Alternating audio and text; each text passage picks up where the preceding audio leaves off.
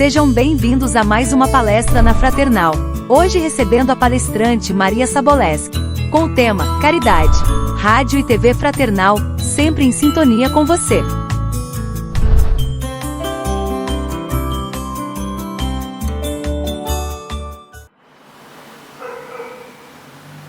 Boa noite, que alegria estarmos retornando aqui à Rádio e TV Fraternal, a qual nós temos um vínculo imenso de amizade, carinho, faz parte da nossa caminhada. Nos vimos no ano passado, né? E agora nós já estamos no ano novo e o tempo urge, parece que começamos o ano, né? Com 1000 expectativas e na correria nós estamos vendo que já está passando o ano, né? Daqui a um pouco nós estamos no Natal novamente. São questões que nos faz pensar muito, refletir muito, que o tempo não nos dá tempo. Então nós precisamos aproveitar o tempo de todas essas questões.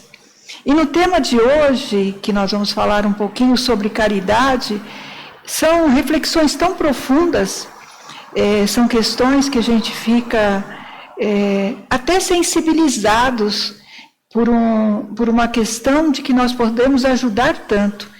E às vezes, pela nossa inércia, permanecemos silentes e não conseguimos fazer o nosso dever. Esses dias, num livro do Emmanuel, que nós estávamos lendo, e ele vai falar da pauta de cada um. E é nessa pauta que nós devemos pautar a nossa vida, porque nós não sabemos quais ainda são elas. Então temos que pôr mãos à obra. E é esse convite que nós estamos fazendo nesse dia, nessa conversa, nesse bate-papo sobre caridade. André Luiz nos fala que a verdadeira caridade, ela é tão gratuita, que faz do nosso coração e que leva o nosso espírito ao amor maior. É a caridade que a gente faz sem nenhuma questão, porque ele vai falar da caridade custosa e da caridade real, aquela que a gente se doa.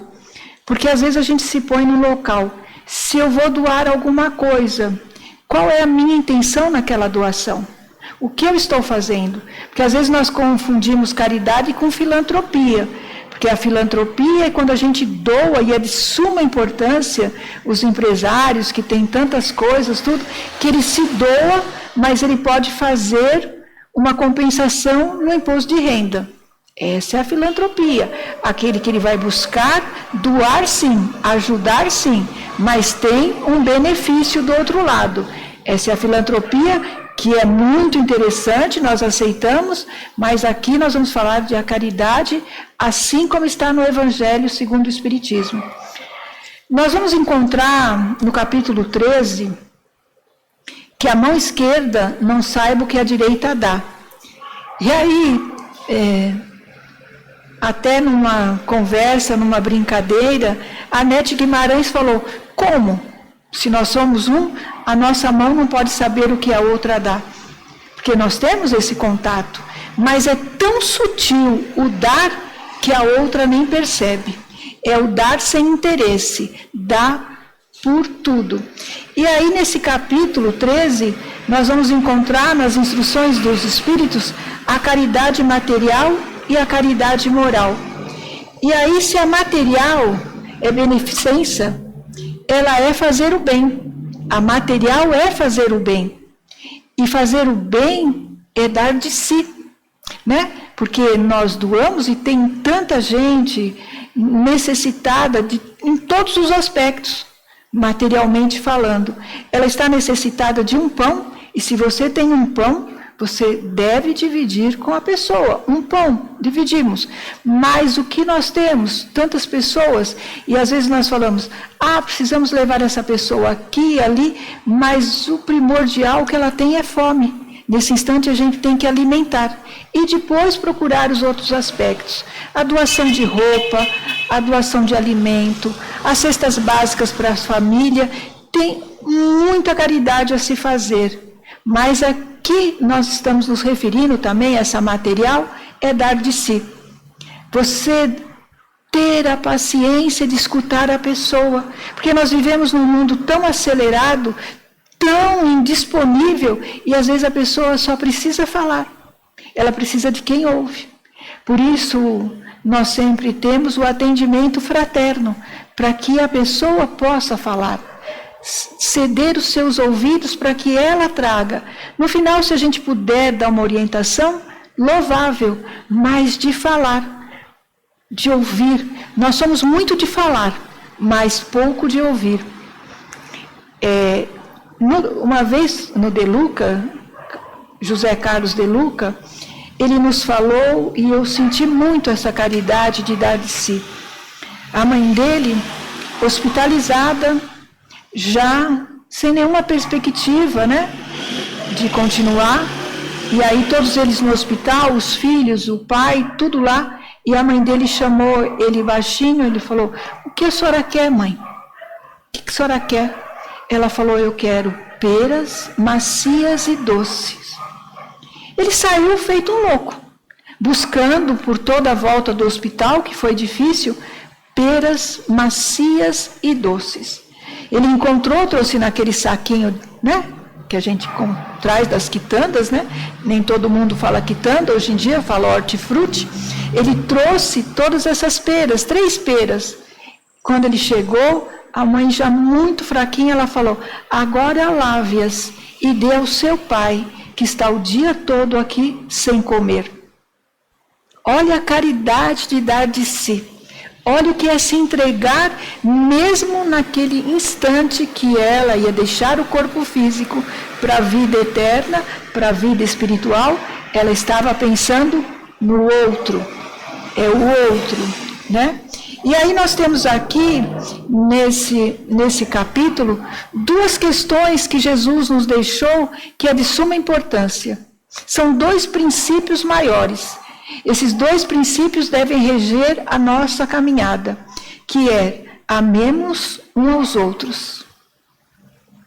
Será que ainda a gente está amando uns aos outros, né? Ou a gente está nos armando contra os outros? Muitas vezes a gente fica pensando nisso, né? Amemos uns aos outros.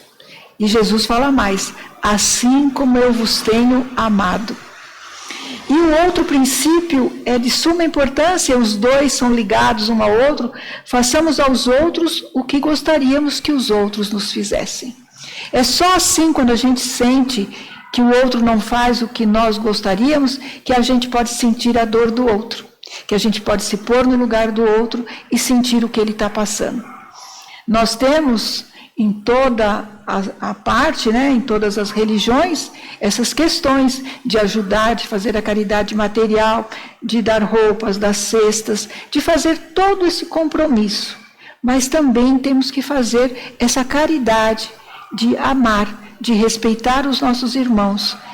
E Jesus nos deixou uma coisa que ao primeiro passo que eu li, eu não entendi muito bem. Porque ele falou que amar não é conviver. E a gente fica pensando nessa questão, porque a gente sempre fala que o amar é convivência. Ele fala não, que a convivência é ternura e a confiança. Porque às vezes nós amamos, mas não existe ainda aquela afinidade, aquela ternura, aquela confiança. Mas não se deixa de amar. Amar os nossos irmãos, respeitando como eles são, a caminhada deles, a evolução deles e as necessidades deles individuais. Cada um tem uma necessidade individual. E hoje, com as dificuldades que nós passamos nesse mundo, e esse mundo de provas e expiações, que o planeta Terra é de provas e expiações, quando a gente olha um pouquinho com aquele olhar que Jesus nos convidou a ter, olhos de ver, a gente vai ver que impera a dor. E essa dor é necessária que nós nos unamos para ajudar os nossos irmãos, para estarmos juntos, fazer a nossa parte, que às vezes não é muito, mas é de suma importância, porque uma comunidade, um outro se junta e consegue fazer que todos melhorem. E Kardec vai falar assim, uma coisa que eu achei de suma importância. Direi ainda, não é mais pobreza? Porquanto do supérfluo na mesa de cada um dos ricos, nós teremos alimentados mais variadas pessoas. Se nós lembramos da parábola de Lázaro, né? Lázaro rico, quando dele, o pobre que estava ali, só queria as migalhas e ele não as dava. E quando no plano espiritual, ele se viu perdido e Lázaro, já num plano mais sublime, ele falou, o que eu peço é que avise os meus, para que não façam o que eu fiz. Né? Porque depois, no mundo espiritual, nós teremos outras questões. Mas nós falamos aqui da caridade material, tão necessária, e que a gente vê o empenho de tantos, né? De tantos que trabalham no bem, nesse bem de fazer o bem sem olhar a quem. Né? E nós vamos falar também da caridade moral, que é uma questão muito profunda, essa caridade moral. E quando a gente vai falar qual é o sentido da palavra, conforme entendia Jesus, é a caridade moral. E nós vamos encontrar na pergunta 886 do Livro dos Espíritos uma importante reflexão sobre isso. E essa reflexão toda da doutrina espírita, que nos fala que a caridade moral, porque implica também na caridade material. Quando a gente tem a caridade moral, ela está intimamente ligada com a caridade material. Então não se dissocia. Para que a gente tenha um estudo, sim, a gente separa. Mas aí quando a gente vai ver as questões, como Jesus entendia a caridade moral, nós vamos ver que no fim ela vai se associar. Aí a responder dos Espíritos, numa didática incrível, como Jesus entendia a caridade moral. Eles vão falar benevolência, indulgência e perdão das ofensas. E aí nós escrevemos um pouquinho sobre essas questões da benevolência. Benevolência para com todos, indulgências para imperfeições dos outros e perdão das ofensas. E o que é benevolência? Nós já pensamos o que é benevolência? Às vezes a gente para um pouquinho, fica a meditar nas questões, o que é benevolência? E aí, nessa questão, benevolência é ser dócil, ser gentil, pôr o entendimento acima de qualquer julgamento, porque às vezes nós temos a tendência, por isso, por aquilo, não julgar. Cada um no seu momento, no seu aprendizado. E aí é pensar no próximo, não apenas nessas questões que ele está passando, mas nos seus problemas e nas propriedades de urgência. O que ele tem de urgência naquele momento? Essa é a benevolência. É colocar ternura, gentileza, sem cobrar nada. Ver o próximo, quais são as suas necessidades prementes naquele momento. O que nós podemos ajudar? A caridade é uma questão muito mais sublime do que nós possamos entendê-la no nosso conceito ainda pequeno de caridade.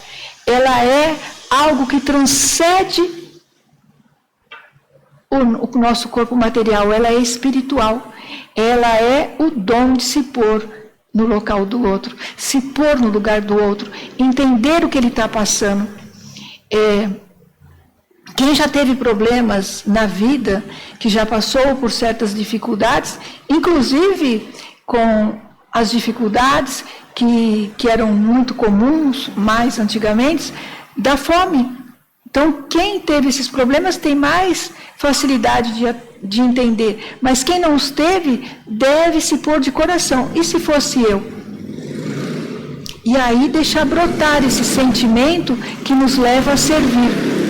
Se nós lembrarmos de Maria, mãe de Jesus, nós vamos ver que Maria, mãe de Jesus, já no plano espiritual, quando ela foi convidada para vir a esse plano, para ser mãe de Jesus, ela disse, faço-me serva.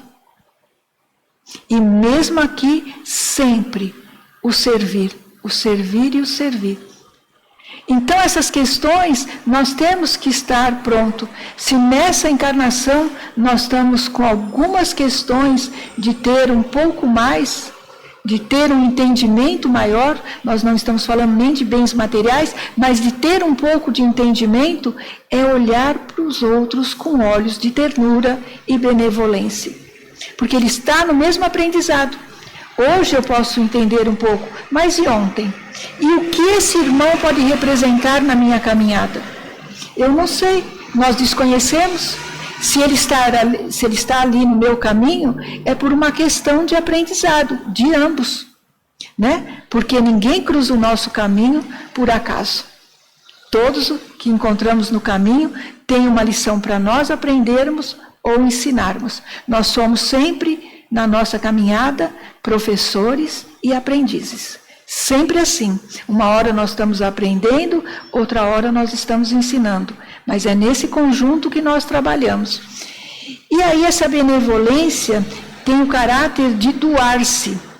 Em primeiro lugar, é a doação. É essa que nós aprendemos lá com a mãe do De Luca. Dar de si. Essa é a benevolência maior. Ter uns olhos e a compaixão em si. E dar de si é o tempo de alguém. É o tempo. É essa questão de apenas estar ali presente. Às vezes a pessoa não precisa de nada, só precisa desse tempo nosso. E aí nós vamos para a questão da indulgência. Indulgência é misericórdia. E se a gente vai ver a palavra misericórdia, vem do latim misereito, que é miséria, e de coração. Então é se debruçar de coração sobre a dor do irmão. É se debruçar mesmo, é o coração, é trazer para junto de si a dor do outro. É sentir, é se pôr no lugar do outro. Essa é a indulgência, é a tolerância para as atitudes alheias, porque às vezes as atitudes ele não tem conhecimento de fazer de outra forma. Outro dia, numa conversa com amigos, e a pessoa falou de alguma coisa, de que o pai tinha um jeito de ser rude, de ter um jeito, não de agredir nem nada, mas ele sempre tinha essas palavras mais duras para com o filho, e ele estava falando, para mim é tão difícil. E aí nós conversamos e falou assim, será que ele só recebeu isso? E ele está fazendo o máximo dele, é o que ele consegue para te dar? E agora não é a hora de você voltar e olhar para eles, não com os olhos de rudeza, e tentar responder no mesmo patamar. Ter essa indulgência e olhar para ele com aquele que recebeu, e ele só pode dar o que recebeu. E eu posso falar para vocês que depois de um tempo, numa conversa, batendo um papo gostoso, ele tem essa capacidade de olhar que o pai está mudando. Que foi o primeiro abraço. Acredita? O primeiro abraço. Um homem feito e nunca tinha dado um abraço no pai. Mas precisou ele abrir o seu coração na indulgência de compreender aquele que ele caminhava. E quando ele olhou de outra forma, que ele não era uma pessoa rude, ele aprendeu assim, né? Porque os ensinos, especialmente antigamente, eles eram mais rígidos, né?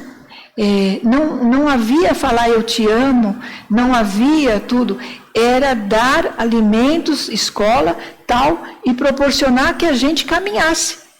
Mas ele estava fazendo tudo o que pôde. Meu pai, que eu sempre digo que era o meu herói, meu pai nunca falava com a gente. Assim, você passava por ele, ele só te olhava.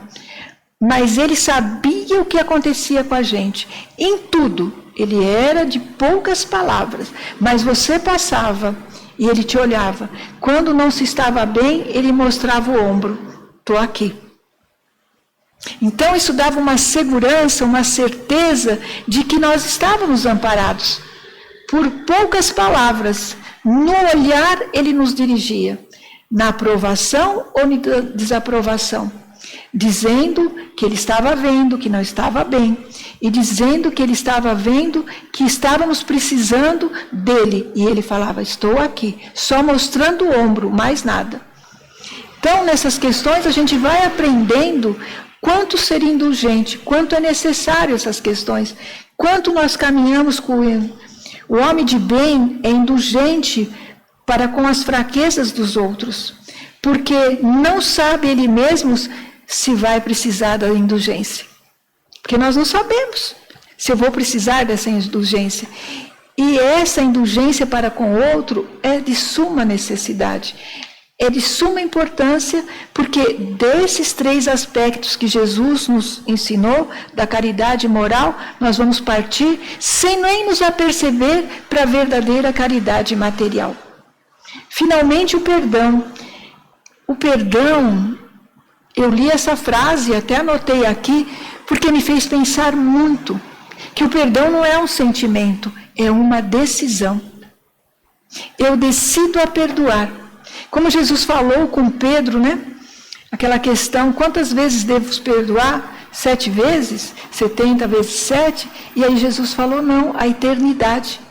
E aí quando nós perdoamos, nós, aqui já falando numa questão mais profunda, nós cortamos aqueles laços que nos ligam àquele sofrimento que é só nosso. O outro às vezes nem está lembrando se fez, se não fez, se foi só um entendimento meu. E aí eu fico carregando aquela mágoa, aquela questão que me adoece. Então perdoar é cortar esses laços, é entender que se o outro erra, eu também erro. Nós erramos, o outro também. É nesse caminhar desse entendimento que o perdão se faz. Por isso que essa frase, que não sei de quem é, mas estava ali nos meus estudos e eu anotei, é uma decisão. Eu decido a perdoar o meu irmão, porque eu reconheço que eu também erro. Se eu me colocar no lugar do outro, que às vezes por qualquer coisinha, eu brinco sempre, nós somos os verdadeiros juízes. Alguém passou por mim, não me cumprimentou. Aí eu já olho e já falo, orgulhoso, não falo mais com ele, para mim não serve mais.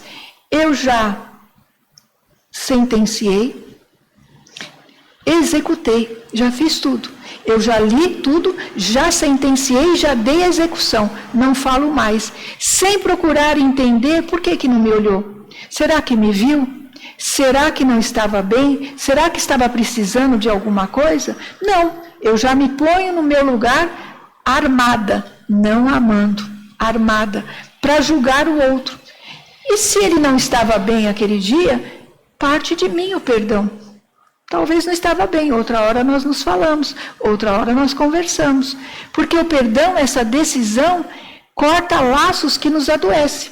E hoje em dia, a neurociência já prova que nós adoecemos pela falta de perdão, porque nós ficamos remoendo todas aquelas questões na nossa mente, em nosso céu, e nós vamos fazendo hormônios que vão nos fazendo mal.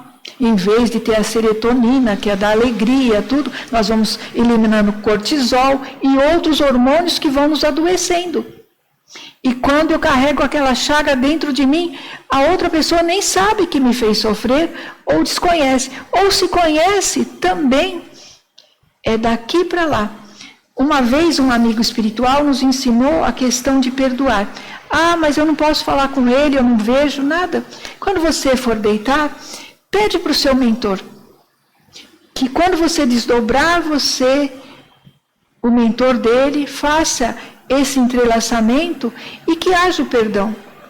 Aqui, às vezes, nós não vamos encontrar, não vamos ter tempo ou nem oportunidade de dizer eu te perdoo, ou você me perdoa, mas assim, os nossos mentores individuais no plano espiritual já se conversam e já fazem as pazes necessárias para que a gente tenha o equilíbrio e não fique mais remoendo essas questões tão desnecessárias para a nossa vida. Então, por isso, essa decisão. Tomem a decisão de perdoar. Eu trabalho trabalhei muito tempo em uma empresa bem grande, a Pirelli, e um grande advogado de lá, ele não conversava com o pai dele há uns 30 anos, por uma rusga. E quando o pai dele desencarnou, foi um sofrimento atroz para ele, porque ele não conversou mais com o pai dele, não se entendeu, não foi nada demais, foi uma questão que ele levou a ferro e fogo, e o sofrimento dele no desencarne do seu pai, por culpa, por remorso, por tantas outras coisas que ele se cobrava, ele acabou adoecendo. E aí nós tivemos que conversar, fazer tratamento, levar para que ele se tratasse, espiritualmente falando, para que ele se liberasse e liberasse perdão para ele, né? Principalmente para ele, para que ele pudesse continuar a sua caminhada. E por isso que Jesus falou, antes de ires ao altar, volta e reconcilia-te com os seus irmãos.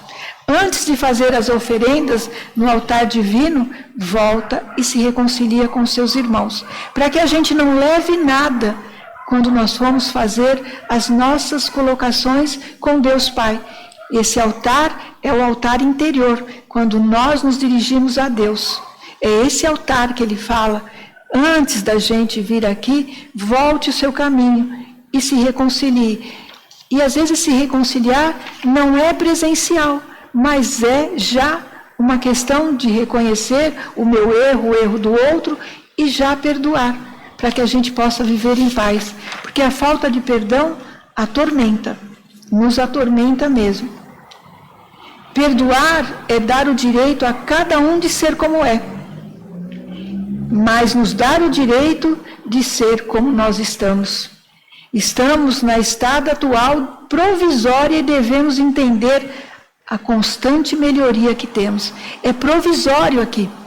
Ele quer ser assim, respeito, cada um no seu momento. Esse momento é dele, esse momento é a caminhada dele, esse momento ele vai buscar, mas nós nos damos o direito de sermos como estamos, entendendo que aqui tudo é provisório e tudo passa, e que nós estamos evoluindo, crescendo, buscando, aprendendo, compreendendo. Por isso que Kardec vai nos dar uma lição tão grande aqui. A caridade é a virtude fundamental que há de sustentar o edifício de todas as outras virtudes. Olha que lindo, não é lindo isso? A caridade é a virtude fundamental que sustenta todas as nossas outras virtudes. Quer dizer que ela é uma primazia. A primazia da nossa realidade de construir. Quando nós somos caridosos, nós vamos conquistando as outras virtudes. E se nós bem lembramos, Emmanuel vai nos dizer que a humildade é a última virtude que nós vamos conquistar. A humildade verdadeira, né? É a última virtude que nós vamos conquistar. Se essa caridade é a virtude fundamental, que é o alicerce que sustenta esse edifício que somos nós, nessa construção das virtudes, nós já temos caridade? Em todos esses aspectos, nós já somos caridosos? Quer no plano material, quer no plano moral? Somos caridosos? Como que está o alicerce do nosso edifício das virtudes? Ele está embasado na caridade verdadeira? Ele tem sustentação para que as outras virtudes possam estar sobre esse edifício? Então são questões que nós temos que responder para nós. Quando a gente diz, uma questão que nós estávamos fazendo um estudo, e nós estávamos estudando o Sermão do Monte, que é as bem-aventuranças, e nós temos questões profundas no Sermão do Monte, quando Jesus vai nos dizer, todas as bem-aventuranças são virtudes, é o caminho que nós temos que conquistar, as nossas virtudes, e que ele vai falar da pureza do coração. A primeira coisa que a gente tem que pensar em todas as bem-aventuranças, eu já tenho coração puro? Não é o outro, sou eu. Meu coração é puro? Ou ainda ele questiona, né? Porque às vezes nós não falamos, mas nós pensamos e o coração já fica aflito naquela questão. Aí não existe pureza de coração. Aí nós estamos no aprendizado. E eu achei muito lindo quando ele fala assim: sem a caridade não há esperança da melhor sorte no interesse moral. Sem a caridade não há fé, pois a fé não passa de um raio muito puro que forma brilhante na alma caridosa. Olha, a fé é esse raio puro, cristalino, que faz na alma caridosa. A caridade em todos os mundos, não estamos falando só no planeta Terra, em todos os mundos, é a eterna âncora da salvação, é a mais pura emanação do próprio Criador, em sua própria virtude dada por ele às criaturas. É Deus que nos deu a caridade, é a emanação de Deus, a caridade por nós e por todos aqueles que nos rodeiam. Se nós pensarmos que somos todos filhos de Deus, amplia a nossa visão para com os nossos irmãos, amplia a visão. Então, benevolência, indulgência, eis o caminho da caridade, salvação e felicidade do Espírito, tão sonhada por todos nós. É sonhada. Nós estamos nessa construção, nesse aprendizado. Por isso a reforma interior se faz tão necessária. O autoconhecimento também. E quando aqui se fala em salvação, eu tenho que fazer um parênteses. Porque em muitas das nossas questões, nós achamos que quando... Eu sempre vou entrar aqui numa questão mais profunda. Quando a gente fala de salvação, porque quando a gente conhece Jesus, a gente vai no grego metanoia, que é despertar da consciência. Quando a gente desperta da consciência, nunca mais nós vamos voltar a ser o mesmo. Despertamos. E o Cristo nos leva nesse caminho. Por isso que Ele é o caminho, verdade e vida. Então nós despertamos, mas nós temos que pôr em prática esse despertar. Então, quando nós temos esse entendimento, essas questões, nós vamos muito mais profundo nesse entendimento. E a salvação, como se entende, como Jesus falou, e a gente às vezes acha, porque eu conheço Jesus, eu estou salvo. Não, a salvação está no cumprir as leis divinas. Aí nós estamos em evolução. Então, por isso é individual, né? Porque quando a gente lê salvação, a gente tem um entendimento muito errado. Salvar do quê? Por quê? Mas é o cumprir das leis divinas. E aonde estão as leis divinas? Gravada na nossa consciência. E aonde fica a consciência? No sopro divino que está dentro de nós. É o Deus em nós. É aqui. E é aqui que dói quando a gente não acerta o passo. É aqui que dói quando a gente erra o nosso compasso. Na falta de caridade, de perdão, de indulgência, todas essas questões, nós não estamos cumprindo a lei de Deus, já que a caridade é a emanação do próprio Criador para todos nós. É a emanação. E quando a gente é caridoso, é o símbolo do amor verdadeiro. Por isso que lá na epístola de Paulo vai falar, sem a caridade não há salvação.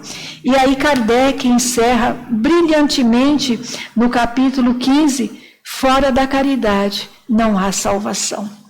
Porque ele está sabendo exatamente desse edifício que nós estamos construindo. E nós estamos construindo na areia ou na pedra firme o nosso edifício? Onde está o nosso alicerce? É esse alicerce que nós estamos conversando hoje, da caridade, para construirmos em nós um alicerce que tenha base para que nós construímos todas as outras virtudes, porque fora da caridade não há salvação. E Chico, quando conheceu o Evangelho segundo o Espiritismo, diz que a primeira palavra que deixou ele certo da doutrina dos Espíritos era essa palavra, fora da caridade não há salvação. E a caridade é o amor em ação. É esse amor em ação que nós estamos trabalhando. É o nosso pensar, o nosso sentir, o nosso falar, que gira no bem, que leva às ações verdadeiras do homem de bem. Muita paz, que nós possamos fazer uma prece, só pedindo ao Senhor da vida, que nos envolva, em toda essa questão. Que traga para junto de nós mais e mais essa emanação divina em que nós estamos imersos. Porque Deus é imanente e imanente, e nós estamos mergulhados nesse, dizemos, líquido amniótico divino. Nós estamos mergulhados nesse aprendizado e tudo está em nós, dentro e fora. Que possamos sentir verdadeiramente o dom da caridade em cada um de nós. Que possamos ter esse alicerce pleno de luz e de amor, de servir para o bem maior. Sermos igual Maria de Nazaré. Eu me faço serva, e a ti, Mãe de amor e de luz, nós nos fazemos servos, hoje e sempre, na luz da divina presença que nos envolve, nos banha de luz e nos faz darmos as mãos, unidos nos ensinos do Cristo, para caminharmos todos juntos na luz do seu amor, para que encontremos a salvação de todos os nossos talentos, praticando as leis divinas. Muita paz. Fiquem com Deus e sempre, sempre com o meu amor.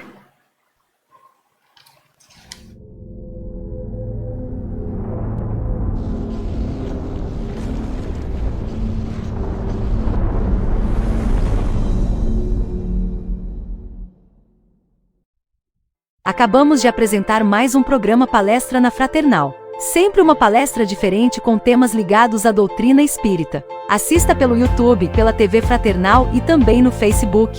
Ouça pelo aplicativo da Rádio Fraternal e pelo site fraternal.net.br. Rádio e TV Fraternal, sempre em sintonia com você.